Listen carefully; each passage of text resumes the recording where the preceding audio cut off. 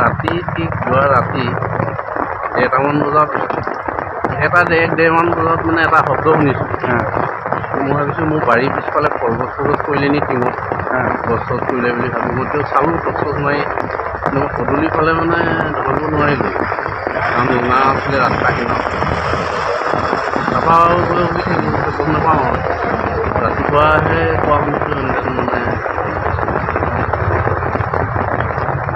দুজন লোক মানে একে জেগাতে মৃত্যু তাৰমানে একেলগে দুইজন মানে গাড়ীয়েদি মৃত্যু হৈ থকা দেখা পাইছোঁ। মই ৰাতি ঠিক যোৱা ৰাতি 1টামান বজাত ডেৰমান বজাত মানে এটা শব্দ শুনিছোঁ। মই ভাবিছোঁ মোৰ বাৰীৰ পিছফালে কলগছ চলগছ কৰিলে নি টিঙত গছ চছ কৰিলে বুলি ভাবি মই চালোঁ গছ চছ মাৰি মই পদূলি ফালে মানে ধৰিব নোৱাৰিলোঁ কাৰণ উঙা আছিলে ৰাস্তা কিনাৰত।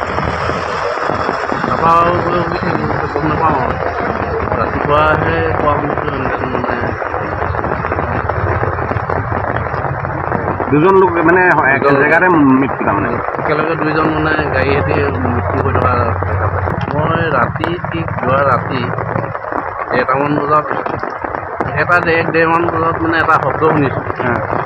মই ভাবিছোঁ মোৰ বাৰীৰ পিছফালে কলগছ চলগছ কৰিলে নি টিঙত গছ চছ কৰিলে বুলি ভাবি মই চালোঁ গছ চছ মাৰি মই পদূলি ফালে মানে ধৰিব নোৱাৰিলোঁ কাৰণ উঙা আছিলে ৰাস্তা কিনাৰত। তাৰপৰা আৰু গৈ উঠি থাকিলোঁ গম নাপাওঁ আৰু ৰাতিপুৱাহে কোৱা শুনিছোঁ এনেকৈ মানে দুজন লোক মানে একে জেগাতে মৃত্যু তাৰমানে একেলগে দুইজন মানে গাড়ীয়েদি মৃত্যু হৈ থকা দেখা পাইছোঁ। যিকোনো খবৰৰ বাবে যোগাযোগ কৰক আমাৰ এই নম্বৰত 9181 307 2221।